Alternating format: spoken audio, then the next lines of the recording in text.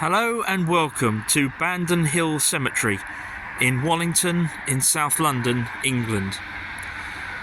I've made several videos here. Most recently I did one about Samuel Coleridge Taylor, the late 19th and early 20th century composer who's buried here, and I'll try to put a link to that video in the description field for this video if you'd like to see that. But I've had some requests to have a general tour of this cemetery, which is very large, so I've come here today in order to do that.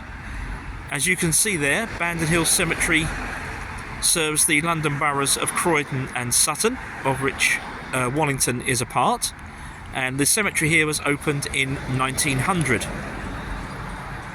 First things that you see as you come through the gate, first of all, is a house, which might at first seem a little strange, but it was originally built as the cemetery keeper's house. And if you can probably, I think you can probably just see above the window there, can you see that that says 1900?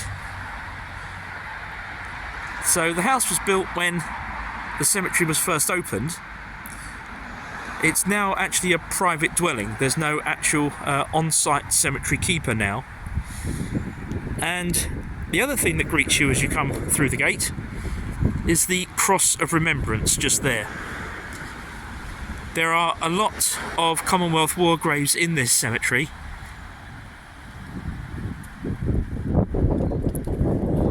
Apologies if you're getting some wind noise today. It is quite blustery. There's the Cross of Remembrance. So let's go and take now a general tour. We'll start over in this direction here. This is the oldest part of the cemetery, and it's in this section that I found the grave of Samuel Coleridge Taylor. If I take a view around from this point, you can just see behind the hedge there the Cross of Remembrance, and as you saw just now, that's opposite where we came in. So these graves here, as you can probably tell, are that much more recent. So there's a mix of kind of old and new in this section. We've come slightly further into the cemetery now, and we're now at the back part of that oldest section, although as you can probably see in the foreground there are some newer graves as well, where available plots have been infilled later. From here I want to look at two things. Firstly, you begin to get some idea of the scale of this cemetery from here. You can probably see the grave stretch right over into the distance there. And just here are the cemetery buildings. Now these were built at the same time as the cemetery was opened, so these also date from about 1900. This particular building just here is the chapel. Then there's this very ornate inner courtyard. Obviously there's some work going on today, so there's some equipment there at the moment.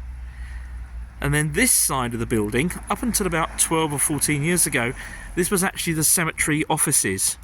They're no longer used for that purpose. I believe they're mainly used now for equipment storage. But the chapel on the left hand side here is still used regularly as a chapel, so funeral services can be conducted on site. Bandon Hill Cemetery, as the name suggests, really is on a hillside, and here we're at the top of that hill. There's another works building there that's more or less contemporary with the opening of the cemetery in 1900. So this is the back fence of the cemetery at the top of the hill. There's a mixture of different ages of graves here. Some are old, some are much more recent. I just want to give you a general shot here to again get some idea of the scale of the cemetery. And in the distance there you can see the chapel building where we were a few moments ago. In the distance there behind the trees, that's the works building where we were just now. And if I slowly pan round, I can show you some more of the cemetery, and for orientation, there again in the distance is the chapel building complex. Now you'll notice here that these graves don't have curbstones. They have headstones only. This part of the cemetery was opened in, I believe, around the 1960s, and it was called the Lawns. The idea being that all the graves here would have headstones only, making maintenance quicker and easier, essentially. Graves with curbstones are still allowed here, but only in sections of the cemetery that are not designated as part of the Lawns. So, in other words, older parts of the cemetery. This section at the top of the hill, again, generally contains older graves, early to mid 20th century, but again, with some infill. There's a recent burial just there. And as you find dotted throughout the cemetery, as I mentioned earlier, some military graves. There are two just here.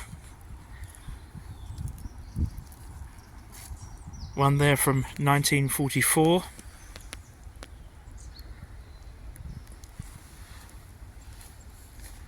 And just days later,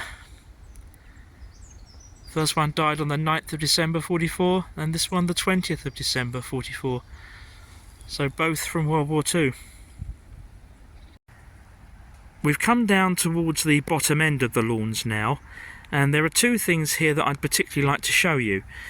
Many of you watching this, particularly if you're in the UK, will remember the terrible Marchioness riverboat disaster on the Thames in London in 1989. Well, this tree here was planted in memory of one of those victims, who was aged just 20 at the time. And there's a grave just to my left, which I'd also like to show you. First of all, you'll notice that the graves on the Lawns are quite uniform, laid out in quite neat rows, except for one grave in front of me here, which is the grave of Tom Strudwick, who died in 1986, aged 66, and then later his wife joined him in 1995, aged 74. And the reason that this grave is off to one side is that Mr. Strudwick was, for many years, the cemetery keeper here. So he was given the unique privilege of having a grave just off to one side. Just in front of us there you can see two mature trees, and just coming into the left of the picture now there are some more mature trees. Now they are roughly in a line, and that line is where the old boundary used to be when the cemetery was first opened, before additional land was purchased to open up the lawn area. And just to orientate you here, if I come round, as I mentioned, we're in a kind of loop, gradually coming back round to where we started. We're at the point now where we are next to the chapel building again. Working our way back down towards our starting point, we are once more in the oldest part of the cemetery. Again, you can see the chapel complex there, and as you can see, these are older graves, mostly early 20th century, with some later infill. It's worth mentioning, I think, that between the cemetery opening and the year 2006, they had 30,000 interments here. So obviously they are now well beyond that. That's not, of course, 30,000 graves. Some graves have more than one occupant, but a huge number nonetheless. So that concludes our tour of Bandon Hill Cemetery, which I hope you've enjoyed. As I mentioned earlier, there are more stories to tell here yet, But if there are particular aspects of the cemetery that you would like to see in more detail, do please leave me a comment. I'd be very happy to come back here again and do some more filming.